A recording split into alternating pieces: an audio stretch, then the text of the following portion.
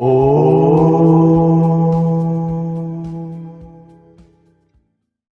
पौष महिनाको शुक्ल पक्ष एकादशी, जसलाई पुत्रदा एकादशी भनिन्छ।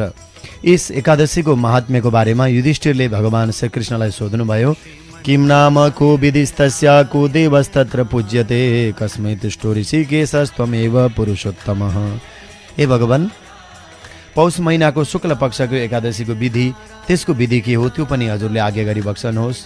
कसरी देवताको पूजा गरिन्छ, ऋषिकेश भगवानको कसरी हुन्छ, यस उप मसँग प्रसन्न हुनुहुन्छ भने भन्नुहोस् भन्दा भगवान कृष्ण भन्नुहुन्छ, राजन, पौष महिनाको शुक्ल पक्षको एकादशी लोक कल्याणको लागि, सबैको कल्याणको लागि यस विधि म बताउँछु।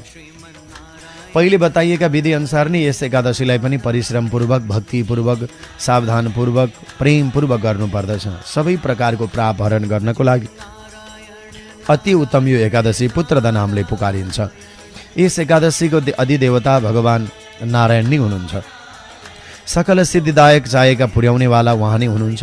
चर अचर सहितको तीनै लोकमा इच्छा पूर्ति गर्ने यो भन्दा अर्को कुनै पनि भगवान भन्दा अरू कोही पनि हुनुहुन्न। किनभने यो एकादशीको व्रत पनि उत्तिकै उत्तम छ। जो व्यक्तिहरू, जो मानवहरू पुत्रदा एकादशीको लोक कल्याणकारी व्रत गर्दछन्, भगवान हरिले त्यस मानिसलाई विद्वान र कीर्तिमान बनाइदिनुहुन्छ। हे राजन, पाप सखा पार्नमा अति श्रेष्ठ भएको पुत्रदा एकादशीको कथा पनि म सुनाउँछु। उहिले भारतमा भद्रावती नाम गरेको एउटा नगरी थियो। त्यस नगरीमा सुकेतुमान नाम गरेका राजा थिए अनि ती राजाकी रानी शैव्या भन्ने नामले प्रख्यात थिइन्। र छोरो नभएका कारण ती राजाले छोरो होला भन्ने मनोरथले नि धेरै काल बिताए, त्यही पनि ती राजाका अगाडि वंश चलाउनेवाला छोरो पाउन सकेनन्। त्यसकारण ती धर्मात्मा राजाले त्यसबारे धेरै समयसम्म चिन्ताले नै बिताइदिए। के गरौँ अब म? किम करोमि को गच्छामि सुत प्राप्ति कथम भवेत् न राष्ट्रे न पुरे सौख्यम लेभे राज सुकेतुमान। हे भगवान, म के गरौँ, कहाँ जाउँ, कसरी मलाई पुत्र प्राप्ति होला भन्ने चिन्ताले न राज्यमा नगरिकन कतै पनि सुकेतुमान राजाले सुख शान्ति पाएनन्। यो लोकमा र परलोकमा पनि अपुताको त कल्याण छैन भनेर सोचेर पत्नी शैव्याको साथसाथै दिनहुँ चिन्तित रहन लागे। किनभने सन्तान नहुँदा एउटा पीर हुन्छ, भएर दुष्ट भए भने मातापितालाई हजारौँ पीर पनि हुन्छ। यो कुरो बुझेनन्। यस्ता प्रकारले ती दुवै पति र पत्नी हमेसै शोकमा चिन्तामा डुबिरहन्थे। पितृहरू पनि मैले दिएको पिण्ड पानी पत्तै ग्रहण पो नगर्नुहुने हो कि? राजाको पछि जो हामीले पिण्ड पानी तर्पण दियोस् त्यस्तो कोही पनि देख्दैनौँ, तब कसले हाम्रो श्राद्ध आदि पितृ कार्य गर्ला? यस्तो प्रकारको कुरो सम्झी पितृहरू दुखित रहन्थे। ती पितृहरूको त्यो दुःखको मूल कारण जानेर राजा पनि तडपिन्थे। न बान्धवा न मित्राणि न चैव सुहृदस्तथा रोचन्ते तस्य भूपस्य न गाजा स्वपदात्मयः। त्यतिखेर ती राजालाई न त दाजुभाइ, न त बन्धुवर्ग, तथा न मित्रहरू, न त हात्ती घोडा, न कुनै पैदल सेना नै बेस राम्रो लाग्थ्यो। किनभने राजाको मनमा एकै प्रकारको निराशा छायो, त्यो हो पुत्रहीन, अपुता।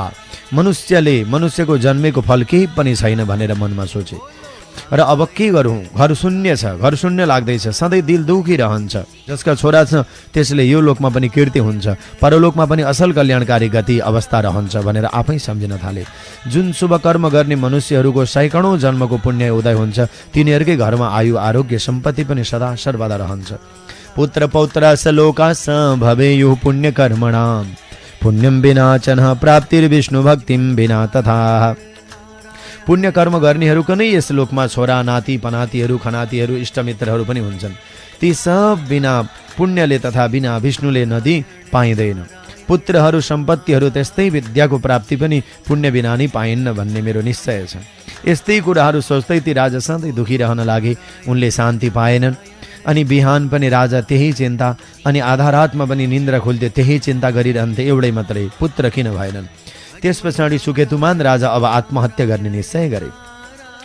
अब ती राजाले आत्महत्या गर्दा पनि त दुर्गति हुन्छ भन्ने सोचेर आफ्नो शरीरलाई पनि ठाडै सुकेको अनि त्यस्तो आफू अपुतो भएको देखेर त्यस पछाडि फेरि आफ्नो बुद्धिले आफ्नो कल्याण हुने कुरो विचारेर त्यस पछाडि ती राजा घोडामा चढेर एउटा निष्कण्टक, एउटा अनकण्टक वनमा जाँदा भए। पुरोहितादाय सर्वे न जानन्ति गतम नृप गम्भीरे विपिने राजा मृग पक्षिन् निसेवते। त्यसरी सुटुक्क हिँडेका राजालाई पुरोहित ब्राह्मणहरूले पनि पत्तै पाएनन्। एकैचोटि जङ्गलमा गए अनि राजा जङ्गली मृग आदि जन्तुहरूले, चराचुरुङ्गीहरूले वास गरिने वाक्लो घनघोर जङ्गलमा पसे।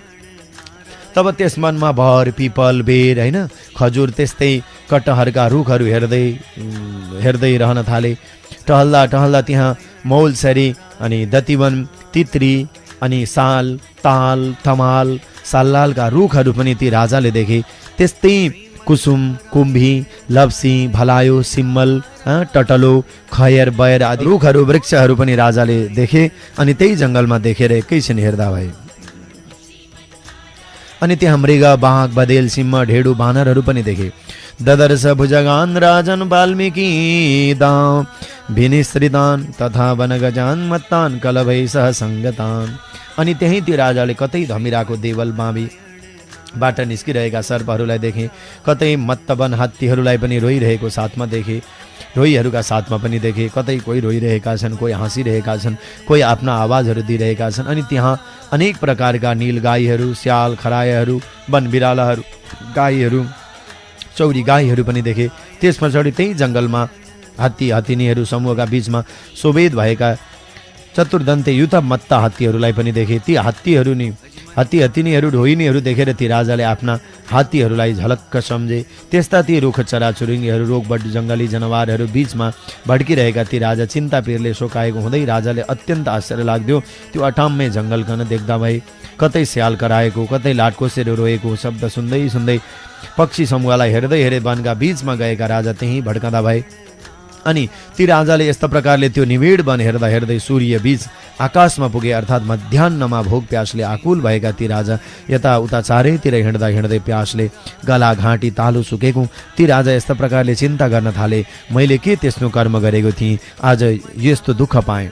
नाना यज्ञहरूले, पूजाहरूले पनि देवताहरूलाई मैले सन्तुष्ट पारेको थिएँ। त्यस्तै प्रकारले ब्राह्मणहरूलाई पनि दानले, मिठा मिठा भोजनले तृप्त पारेकै त थिएँ नि। प्रजाहरूलाई पनि त मैले समयानुसार छोरा जस्तै गरेर पालन पोषण सुरक्षा गरेकै त थिएँ नि। कुन कारणले मलाई यस्तो सही नसक्नुको ठुलो दुःख आइपर्यो, अर्थात् प्राप्त भयो। इति चिन्ता परो राजा जगामाथ ग्रतो वनम सुकृतस्य प्रभावेण सरोदृष्टम मनोरमम। यस्तै चिन्ताले पिरियोलेका ती राजा जाँदा जाँदै अझ अगाडिको वनमा गए, अर्थात् पुगे। अनि आफ्नो कुनै पुण्यको प्रभावले भाग्यवश अगाडि एउटा अत्यन्त सुन्दर तलाउ पनि देखे।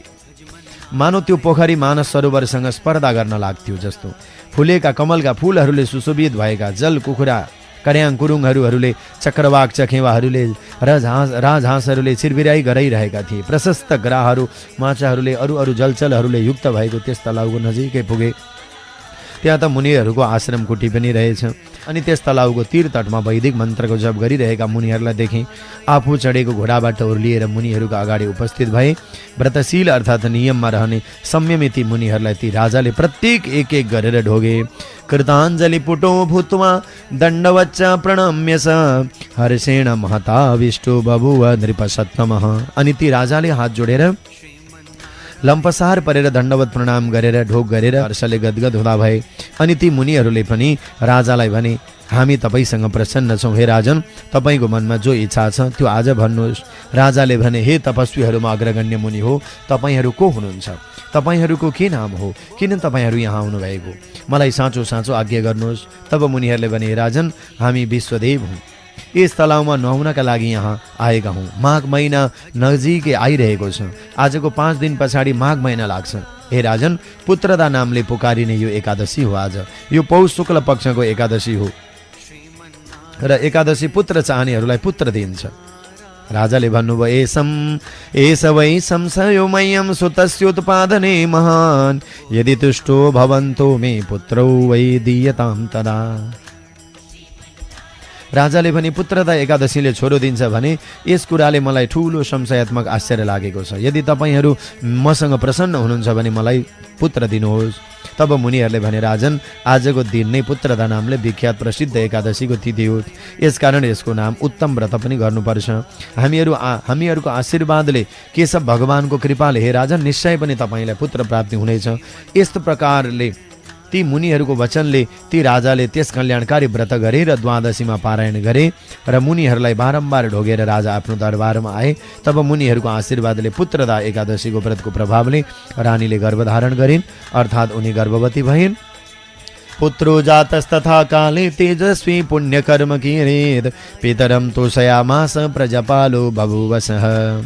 अनि समय आए पछाडि तेजस्वी तथा पुण्यात्मा छोरो पनि जन्मियो। पछि उसले बाबुलाई सन्तुष्ट तुल्यायो अनि त्यो प्रजाको राम्रो तरहले पालना गर्ने हुँदो भयो।